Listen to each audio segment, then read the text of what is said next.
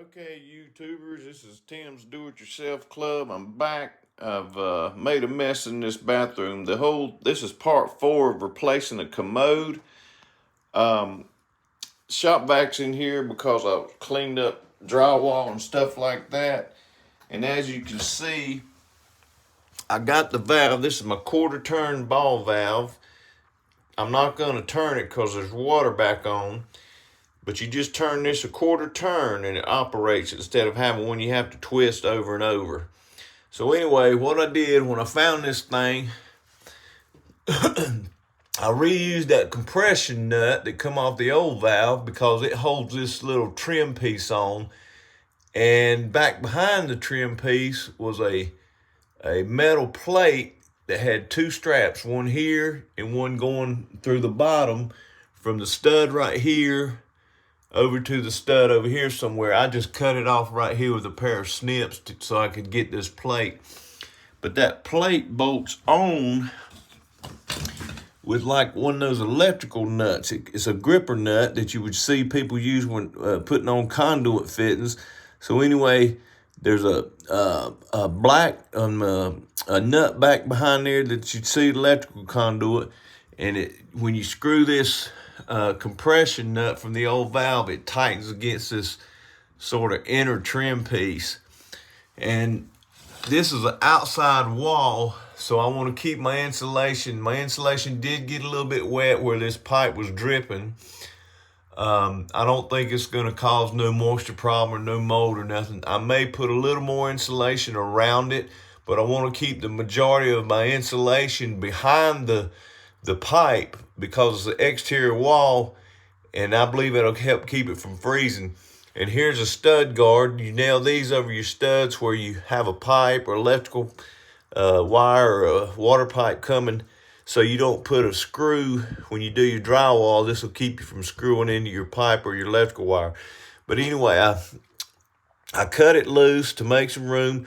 All this is added pipe. So I cut this off with a little small hacksaw, opened it up with a screwdriver, put me a new piece down to a 90-degree elbow, which 90's out and comes out this way. So I just fed my pipe out an extra long length because I need to get this drywall fixed before I set the commode.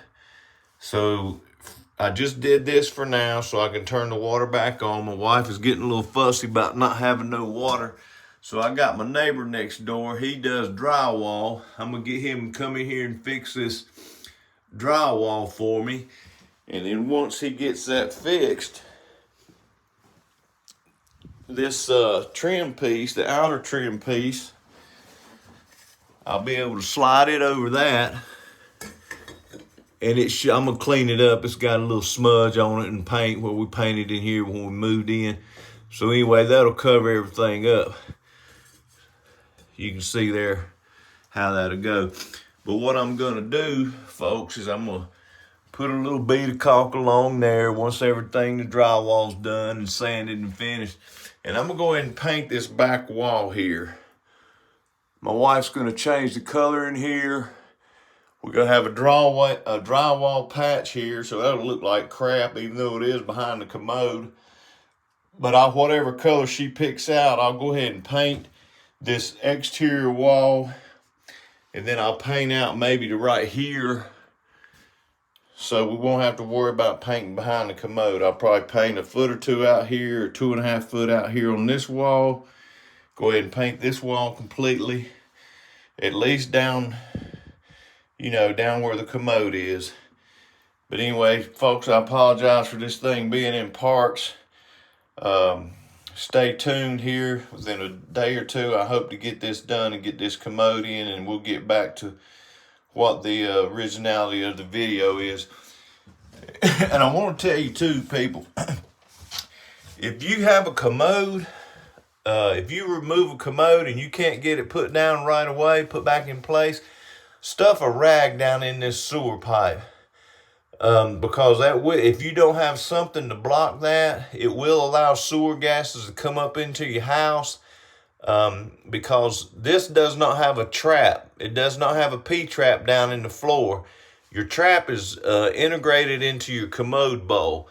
So if you're going to leave that open, you need to stuff a rag in it to keep those sewer gases from coming up into your house. And as soon as I can get this wall fixed and get that part there settled in, my new valve, what I'll do is once I get that wall fixed and get this trim piece back on, I'm going to cut this pipe back here and move this valve. I'll cut it, take this off, get a new crimp ring, and I'm going to move that thing back here a little bit, but I'm going to leave it out a little bit extra long. You won't be able to see it because it'll be mostly behind the Commode. And then if this valve goes bad in 10 years or whatever, if I'm still alive, then I'll just cut a little piece off and put me a new valve and a new crimp ring. And if it goes bad again, I'll move back, so on and so forth. And then you won't have to tear up your wall like I did this time. So folks, I appreciate y'all watching my videos. I hope I'm helping somebody out. If I ever get to where I can edit these dad burn things, I might be able to combine them all into one. I'm gonna have to look up a good video editing tool. But again, I appreciate y'all tuning in. Appreciate y'all watching my videos, and hit the like button and all that stuff. I would say share it, but I don't know if you want to do that. But appreciate y'all, and stay tuned for the next part of this replacing a Commode.